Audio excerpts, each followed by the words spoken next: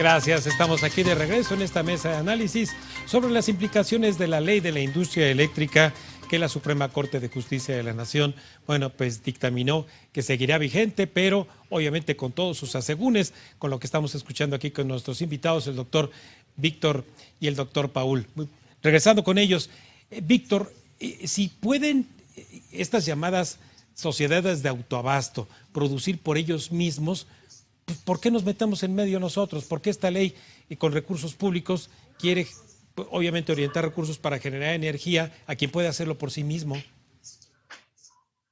A ver, creo que aquí vale la pena hacer una acotación. ¿Qué es lo que sucede? Las sociedades de autoabastecimiento nacieron en el año de 1992 o más bien el marco regulatorio que permite su existencia nació en el año de 1992 y lo que buscaba era que la industria generara su propia energía. ¿Por qué? Porque el Estado mexicano, uno, no tenía forma de crecer la capacidad de generación como se necesitaba en ese momento, pero además no lo hacía a precios competitivos. Entonces esa empresa genera tú la energía, utiliza además el calor residual que tienes en algún momento para generar energía eléctrica y mete esa energía eléctrica a la red eléctrica, valga la redundancia, y consúmela en otro punto y solamente paga por el uso de las redes, que finalmente las redes eran de todos los mexicanos.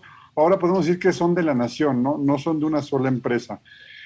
Lo que busca, primero la llamada ley combustible y ahora la reforma constitucional, es que estas sociedades de autoabastecimiento dejen de existir. Estas nunca le gustaron a Comisión Federal de Electricidad y no le gustaron porque le quitaban clientes. La realidad es que, pues sí, los socios de autoabastecimiento o las empresas preferían generar su propia energía porque aún pagando el costo de la red eléctrica significaba ahorros. Y ahora lo que busca la reforma es quitarles esos derechos, sacarlos y obligarlos a comprarle a un generador que sea básicamente CFE. Hay un punto muy importante y es que muchas empresas han solicitado el cambio y dejar de estar en esta estructura de autoabastecimiento para pasarse al mercado eléctrico y se les ha negado lo que conocemos como migración del permiso, o sea, no se les ha dejado venirse al nuevo mercado eléctrico que paga totalmente los derechos de transmisión, de distribución, y los tienen ahí, ¿no? Sí. Doctor Paul, en estos meses hemos escuchado cualquier cantidad de posturas, sobre todo de la Comisión Federal de Electricidad, incluso ahí en las mañaneras, pues anunciando que la gente en sus hogares paga más por el precio del kilowatt que los Oxxos y que incluso esto obviamente subsidia sus ganancias. ¿Qué tan lejos, qué tan cerca estamos de estos mitos? Muy lejos, desafortunadamente no hay otra palabra que decirlo más que información falsa, noticias falsas o bulos, como les decimos en México. Pero bueno, el tema de fondo es, en México solo existe una tarifa que es más barata que la doméstica, y esa tarifa es la agrícola. Pagan 33 centavos de peso por kilowatt hora en riego nocturno y 66 centavos.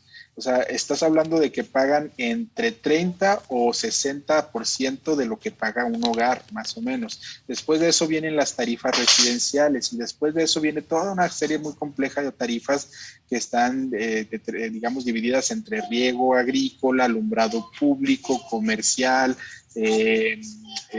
industrial y entre otras, ¿no? Al final del día, las que pagan mayor, digamos, consumos, pues son los que más necesitan que lleves más infraestructura para llevarles electricidad. Los más, digamos, afectados son lo que le llaman pequeña demanda en baja tensión, es decir, los pequeños changarros, así es, son los que pagan más electricidad. Y ahí es donde luego tenemos esta gran falacia o este sofisma. Es que como las tienditas pagan mucho, Oxxo debería pagar más, cuando debería ser al revés. Oye, como el Oxxo paga menos, porque ¿cómo le hacemos para que las tienditas paguen menos y sean competitivas? Y aquí es donde luego decimos que la reforma es rentista. ¿En qué sentido? Se trata de que CFE jale más dinero para ellos y pues para tener cierto pues margen de acción para utilizarlo. Sí. Doctor Víctor, tú has estado muy involucrado en todo este proceso, incluso no solamente como experto técnicamente, sino incluso te has metido a la parte legislativa. Estuvieron ahí en los foros, obviamente, de consulta hacia la reforma energética. Has estado incluso en días recientes ahí en el Palacio Legislativo, pero seguramente has observado a la Embajada de los Estados Unidos. El señor embajador ha estado una y otra vez, y ha venido el señor Kerry y la señora secretaria de Energía. ¿Qué les está preocupando en los Estados Unidos? Bueno, pues primero quisiera aclararte que soy un fanático del Poder Legislativo y por eso estoy ahí. Siempre, creo que un hermano mío y yo somos las únicas dos personas que vemos el canal del Congreso por gusto en este país. Pero bueno, dicho eso, a ver, ¿qué le preocupa a los Estados Unidos? Yo creo que se ha hecho mucho eco de la preocupación de las inversiones de empresas norteamericanas en México, porque tienen más de 10,000 millones de dólares invertidos en capacidad de generación. Sin embargo, el asunto es mucho más complejo. ¿A qué me refiero? No solamente hay empresas norteamericanas que invierten en México para generar energía, sino que hay empresas norteamericanas que consumen energía en México y que tienen que cumplir, o más bien buscan en México dos cosas. Uno, cumplir con sus obligaciones en materia de energía limpia, que ya cada vez los corporativos son más fuertes en esas obligaciones, y la otra es obviamente tener costos de energía eléctrica más bajas. Recordemos que cuando se dio la reforma o cuando se presentó la iniciativa de reforma eléctrica o energética de 2013, la exposición de motivos hablaba de que el costo de la industria en México era casi el doble en ese momento que el costo que tenía la industria en Estados Unidos. Afortunadamente, la apertura del mercado eléctrico, la apertura, o más bien darle continuidad a los permisos de autoabastecimiento hasta que mueran por sí mismos, porque tengan una vigencia, permitió que cierta parte de la industria bajara sus costos de energía. Sin embargo, regresar a una estructura como la que se pretende con la actual reforma, uno, va a incrementar nuevamente sus costos de energía. Dos, algunas centrales eléctricas de inversión norteamericana saldrían de operación o serían menos despachadas, como lo entendemos, a pesar de ser mucho más baratas en los hechos, en la operación.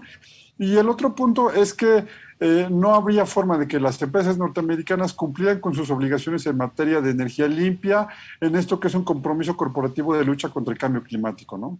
Vaya. Entonces esto quiere decir, mi querido doctor Paul, que las empresas norteamericanas que han operado por siempre en nuestro país, que ahora bajo el amparo del Tratado de Libre Comercio con México y con Canadá, tendrían que irse también seguramente a litigar, no solamente a nivel nacional, sino a nivel internacional. Pero en materia de los precios, yo recuerdo que hace justamente un año también advertías tú de que cuidado con justamente caminar también hacia una reforma eléctrica, porque lo veríamos a final de cuentas en inflación. ¿Cómo es esto? Pues Raimundo, tenemos una inflación del 7% y avanzando. Recuerda que en México desde diciembre de 2018, en esta administración ya, la Secretaría de Hacienda decidió establecer que las tarifas en México las residenciales, se iban a actualizar cada mes conforme a la inflación. Eso significa que si mañana alcanzamos una inflación del 10%, del 15%, lo vamos a ver reflejado en nuestras tarifas. Entonces, eso es la parte que parece ser preocupante. Más ahorita que tenemos, por ejemplo, precios de referencia de gas natural. Recordemos que el gas natural representa el combustible para el 60% de nuestras plantas en el país. Entonces, pues hay un fantasma inminente de inflación que está sobrevolando a nuestro país. Sin embargo, el tema de fondo sigue siendo muy importante que es analizar. En México, finalmente tenemos sectores estrella. Uno de esos sectores estrella es el sector automotriz. Pero, ¿qué crees? Estados Unidos está impulsando todo el sector automotriz eléctrico y no en México. Eso significa que ya estamos viendo que no ven en México un aliado potencial ni en el corto ni en el largo plazo como para dejar las inversiones en el país. Entonces imagínate, en lugar de pensar en Norteamérica como bloque, nos hemos cerrado la puerta para pensar en México como si fuéramos una nación autárquica, como si nuestros celulares fueran nacionales, como si nuestras computadoras fueran nacionales, como si nuestra ropa en algunos casos fueran nacionales, sin pensar que somos parte de un concierto global donde utilizamos el comercio para poder tener satisfactores y concentrarnos en nuestras ventajas comparativas. Si la energía no es parte de esas ventajas comparativas. Lo único que estamos haciendo es meternos en pie y haciendo que cada día los mexicanos pues tengamos menos inversiones, menos oportunidades, menos empleos, y eso pues hay que agradecérselo a la política pública. Vaya.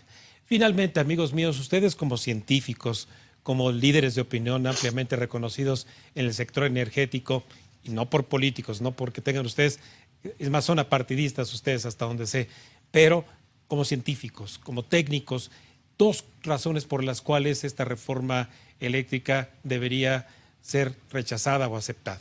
Dos, Víctor. Yo creo que una es frena la lucha contra el cambio climático que México necesita y frena también la lucha en contra de la pobreza que México debe de aplicar y no estar metiendo recursos públicos a subsidios como necesitaría el país con esta contrarreforma eléctrica. Bien. ¿Tú, Paul? Y en ese mismo tenor frena la lucha contra la corrupción, fomenta el amiguismo, fomenta el poder absoluto de insurgentes y reforma, de un político que tiene el control de la empresa más importante del país, pero no para el beneficio de los mexicanos, sino para el beneficio de pues un cierto grupo. Es decir, la empresa más importante del país, y aquí es debatible, no creo que sea Pemex, es CFE, es para que todos sus ingresos se repartan en un grupo muy pequeño de mexicanos, y eso lo acabamos de ver en 2020 cuando se renegoció el contrato colectivo y nos costó a todos los mexicanos 120,000 millones de pesos. Entonces yo no creo justo, Raimundo, que 100,000 personas, 100,000 mexicanos sean más importante que 50 millones de hogares. Vaya, pues ahí está por demás claro, contundente. Les agradezco mucho, amigos míos, que como líderes de opinión, como científicos, aquí nos compartan justamente este ángulo de análisis. Muchísimas gracias, Víctor. Muchísimas gracias, Paul. Muchísimas gracias, Raimundo. Un abrazo. Muchísimas gracias. Gracias a ustedes, amigos míos. Bueno, pues usted acaba de escuchar en Cuentas Claras los efectos de corto y largo plazo que tendrá la ley de la industria eléctrica en materia de inversión, de un ambiente sano y de precios de la energía eléctrica. Vamos a un último corte y al regresar entérese cómo es que nosotros estamos enfrentando la inflación con precios al productor cada vez más altos.